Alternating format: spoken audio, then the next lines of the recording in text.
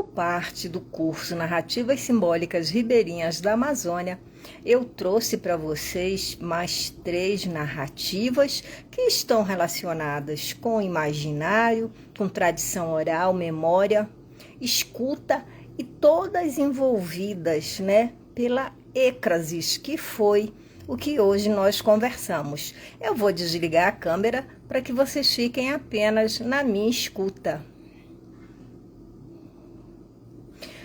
A primeira narrativa, a segunda e a terceira são sobre o fogo, a origem do fogo para os povos aqui Dessana. São 3 povos que eu trouxe. Dessana é o primeiro, depois nós temos aí o Aurá e Camaiurá. Então vamos lá, a primeira narrativa para os povos Dessana, do grupo de Putiro-Porã. Eu vou repetir: Dessana, de Putiro-Porã. Os narradores são Américo Castro Fernandes e Dorvalino Moura Fernandes, indígenas Dessana. No princípio do mundo, os Umuri-Maçã sofriam muito. Alimentavam-se somente de carnes e cruas e de outras coisas não cozidas. Um dia descobriram que uma velha chamada Peanecô, a avó das lenhas de fogo, possuía o fogo e comia somente coisas cozidas ou assadas. Eles foram provar sua comida, gostando muito dela. Por isso pediram para a velha que dividisse o fogo com eles, mas Peanecô não queria dividir o fogo com ninguém. Por ela mesmo ser o fogo, tudo que tinha dentro do seu corpo transformava-se em fogo. O ânus dela era a porta principal para fazer fogo, principalmente quando estava peidando. Como ela se recusava a dividir o fogo com eles, resolveram um dia roubá-lo. Decidiram roubar-lhe o fogo quando estivesse na roça, fazendo um grande fogo para queimar o capim. Eles foram então visitar a velha quando ela estava na roça. Vendo-o chegarem, ela perguntou: "O que vocês andam fazendo por aqui, meus netos?" "Viemos matar os macaquinhos que comem as frutas da sua roça, nossa avó." "Então guardem um para mim. Eu quero comer um macaquinho assado." "Tá bom, em breve lhe traremos um macaquinho para comer." Entrando no mato, chamaram o seu caçula. Transformaram-no no macaquinho chamado Meneci-Nigu, macaquinho preto. Em seguida, o empacotaram em folhas que dificilmente pegam fogo, tais como as folhas das árvores chamadas em Dessana Burucená, Uiamacá, Porã, Nuguô e Oá. Por fim, amarraram o pacote com os cipós, o Aiuará-dá, o Sucigadá e o Macigadá-dá, também difíceis de queimar. Antes de entregar o embrulho para a velha, explicaram para o seu irmão caçula, que haviam transformado no macaquinho, como fazer para roubar o fogo. Disseram-lhe que assim que tivesse uma boa oportunidade, deveria agarrar as lenhas acesas e correr imediatamente para perto deles. Depois dessas explicações, foram até a velha para entregar-lhe a encomenda. Pegando o embrulho, a velha o enterrou na terra com o peito para baixo. Mas eles fizeram-na pensar em virá-lo o peito para cima. O que ela fez? Sobre ele, ela colocou lenhas, peidou por cima. A lenha pegou fogo. Assim que a lenha estava em brasa, o caçula agarrou a brasa e correu para o mato onde estava esperando os seus irmãos. Ele chegou morto perto deles. Eles o benzeram, o chamando de volta à vida. E ele ficou bom. A avó do fogo os amaldiçoou, dizendo: "Vocês me roubaram fogo amado, envelhecerão rapidamente de tanto se aquecer no fogo, e a sua geração se queimará dia após dia. No fim, vocês serão preguiçosos." Depois de se apropriarem do fogo, os Umuri-Maçã tiveram que tomar muito cuidado para não deixá-lo apagar. Passaram assim muito tempo cuidando do fogo. Eles carregavam o fogo com uma tocha feita com a fibra de fazer coeio, isto é, com tururi. Um dia eles resolveram caçar e pescar no outro lado do rio. Por isso ficaram esperando um mês de atravessar o rio. Depois de algumas horas, Jacaré chegou com a sua canoa. Pediram que lhes fizessem o favor de ajudá-los a atravessar o rio.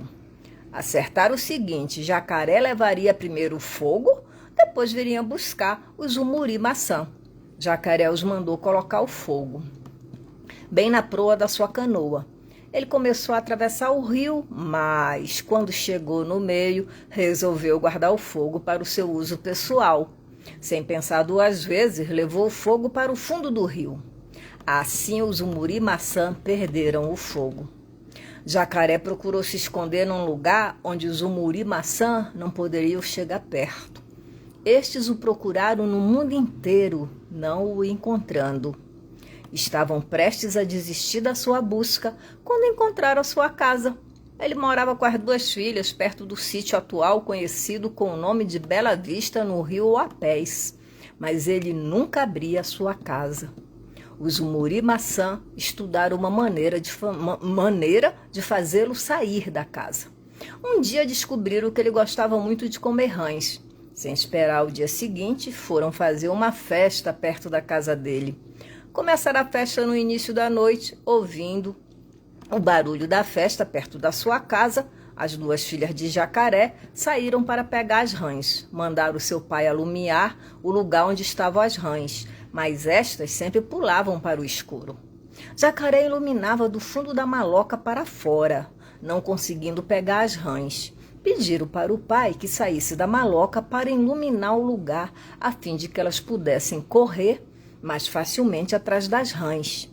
Jacaré, que estava com uma vontade de comer rãs, obedeceu o pedido das suas filhas. Ouvindo as conversas dos três, os dois irmãos começaram a correr até a porta da casa de Jacaré, de modo a esperar sua saída e prendê-lo. Assim fizeram. Depois de prender Jacaré, exigiram dele o fogo, mas ele se negou a lhes dar. Então eles o jogaram no chão e começaram a revistar e cortar o seu corpo à procura do fogo, mas nada encontraram. Não achando fogo em nenhuma parte do corpo de Jacaré, chamaram Japu, seu primo. Quando este chegou, o encarregaram de revistar de novo o corpo inteiro de Jacaré, o que ele fez. No final, ele disse que o fogo estava mesmo com Jacaré. Meteu então o bico na ponta do seu nariz, onde estava escondido o fogo. Por isso que o Japu tem a ponta do bico cor de fogo. Depois de retomar o fogo de Jacaré, os umuri-maçã jogaram nas águas do rio. Mas ele ficou boiando em cima da água, não querendo mais ver esse sujeito maldoso. Encheram a sua barriga de pedras, de modo a afundá-lo. As pedras levaram Jacaré para o fundo do rio. E por isso que o jacaré tem sempre pedras na sua barriga. Dizem os velhos, para que não ocorresse outro incidente com o fogo, os umuri-maçã decidiram guardá-lo nas pedras, nos galhos do urucuzeiro, nos cipós uambé e nos galhos de cacau do mato. Esses galhos, esses cipós e essas pedras eram iguais a fósforos para os umuri-maçã. Aqui acaba a história do fogo do povo Dessana. Histórias de hoje e de antigamente. Essa é a segunda narrativa. É uma narrativa publicada por São Paulo, no Instituto Socioambiental, pelos professores indígenas do Parque Indígena do Xingu. Os professores indígenas que fizeram uma formação são das terras indígenas Paranarã, terras indígenas Capô, Jarina e Merangotiri. Os narradores de histórias são Opurequei-Peng e Sapanhica Manhaurá. Esses professores fizeram todo um trabalho de pintura, de desenho, de ilustração nesse livro. A origem do fogo para os Camaiurá. O narrador é Kanawayuri Camaiurá. Os mais velhos contam que bem no começo de tudo não existia quase nada. O pessoal da aldeia sentia muita falta das coisas. Uma das faltas que eles sentiam era do fogo. O pessoal só vivia assando ou moqueando peixes expostos ao raio do sol. Um dia, cansada de assar e moquear peixes e outras coisas expostas ao sol, as duas mulheres dos dois irmãos, o Sol e Lua, falaram: "Ah, nessa altura do dia, o meu avô raposo deve estar assando peixe com fogo. Quem me dera ter esse fogo. Estou cansada de comer peixe cru." Os dois irmãos não conheciam o raposo. Ao ouvir as reclamações das mulheres, eles se puseram a perguntar: "Onde esse raposo mora?" As duas mulheres responderam ao mesmo tempo, apontando com o dedo as duas posições. No dia seguinte, os dois foram procurar o raposo. Chegando no lugar, encontraram o raposo armando o seu jiqui, que é uma espécie de cesto que serve como armadilha para peixes. Coate e Jei pensaram um pouco na forma de como chegar perto do raposo e em seguida se transformaram em dois peixinhos. Um virou Cascudim, a Moata, o outro Trairinha, o Jeju. Transformados em peixinhos, foram nadando, descendo um córrego, até chegarem no jiqui do raposo e entraram no jiqui. O raposo encontrou no jiqui somente dois peixinhos, que eram de preferência dele. Ele ficou contente de ver os peixinhos e falou: "Ah, que bom que vocês entraram no meu jiqui." Lá se foi o raposo com os dois peixinhos na canoa. Chegando na beira do córrego, encostou a canoa e se pôs a acender o fogo para assar e comer os peixes. Depois de acender o fogo, ele foi pegar os peixinhos na canoa e pôr no fogo. A fogueira já estava boa para assar peixes. Passado alguns minutos, o raposo teve uma surpresa. Os dois peixinhos começaram a se mexer. O raposo falou: "Ei, será que são os donos do Morená?" Porque ele já sabia da fama dos dois. Mas ele continuou assando os peixes. Pegou os peixinhos, matou torcendo as cabecinhas e pôs no fogo novamente. O raposo não esperou muito. Os peixinhos se mexeram novamente, jogando e espalhando toda a brasa. O raposo ficou mais desconfiado dos dois, mas não desistiu de assar os peixinhos e se pôs a juntar as brasas espalhadas pelos peixinhos, até que conseguiu acender o fogo novamente. O velho raposo matou os peixinhos direitinho e pôs os dois no fogo falando: "Agora vocês não vão apagar a minha fogueira." Os peixinhos esperaram um pouco para o raposo descuidar deles. Quando ele se afastou um pouquinho da fogueira, eles começaram a espalhar toda a brasa do fogo e foram pulando para a beira do córrego. O raposo tentou pegar os peixinhos, mas os peixinhos foram pulando de lá para cá. Conseguiram pular na água e escaparam. O raposo ficou bravo com eles. Os dois se transformaram em gente do outro lado do córrego. Lá eles começaram a assar peixes com fogo roubado. Vendo isso, o raposo foi pedir o fogo, mas eles só deram um fogo falso, que apagou.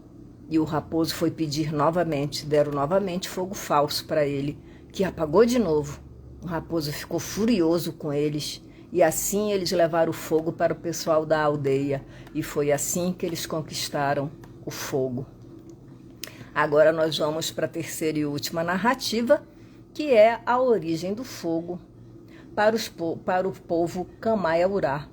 Os narradores são Icoré Canhauncu e Maiuá Poampo e Peng. Antigamente, não existia o fogo. Os homens cozinhavam a comida ao sol. Isso era feito com todos os alimentos. Um homem teve seu primeiro filho, chamado Oquia. O pai de Oquia se chamava Onca e a mãe Paranca. Logo que o menino nasceu, todos viram a marca de fogo na cabeça dele. Então todo mundo ficou curioso para saber o que era aquilo na cabeça dele. Como era o primeiro filho, a mãe e o pai gostaram muito dele. Então, o fogo, que se chamava Yonquia ou Onon, foi vivendo assim. Só que ele não cresceu tão rápido. Do jeito que ele levantou, ficou parado, nem cresceu, mais nada. Yonquia era muito sujo, nem banhava, nem trabalhava. Ele era marajá. Ele banhava, só que não molhava a cabeça. O avô, chamado Amurê, e o Onca, o pai do menino, falavam com os homens para não molhar a cabeça do menino. Tinha um rapaz que se chamava Mepra, que não gostava de Onquia, porque achava que Onquia era muito sujo. Toda vez que Onquia ia tomar banho, os pais dos colegas de Onquia chamavam a atenção dos seus filhos. Não afogue o seu amigo Onquia, senão a gente vai ficar sem fogo. Os homens e as mulheres pegavam o fogo da cabeça de Onquia. Todos viviam contentes. Porque tinham fogo para cozinhar e assar os alimentos. O rapaz chamado Mepra resolveu afogar Ioquia, sem ninguém saber. Quando Mepra afogou Ioquia, o fogo que estava nas casas também apagou. Não sobrou nenhum fogo na aldeia. O pessoal ficou triste por causa do fogo que foi apagado. Os homens ficaram sem fogo novamente. Daí passou uma semana, no lugar onde Ioquia foi enterrado, nasceu o Urucum, que também chamamos Ioquia ou Onon. O espírito de Ioquia apareceu para Paranca, sua mãe, e falou: você pode ir lá a pé, no pé de Urucum, e quebrar 2 pedaços. Depois deixe secar o sol.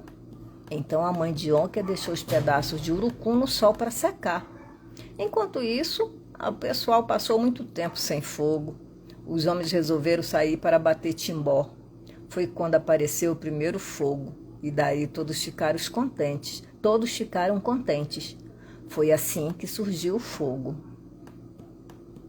E aqui encerramos as nossas 3 narrativas, para que vocês possam pensar em todo esse processo do imaginário, esse imaginário amazônico grandioso, porque se pensarmos há 200 anos atrás, onde só a floresta, algumas cabanas, né, pequenas aldeias e a imensidão do rio formavam todo esse pensamento simbólico. A riqueza dessas narrativas tem a ver com toda essa grandiosidade do entorno. E essas narrativas fazem parte do nosso curso, né? Narrativas míticas ou narrativas simbólicas ribeirinhas da Amazônia. Até a próxima!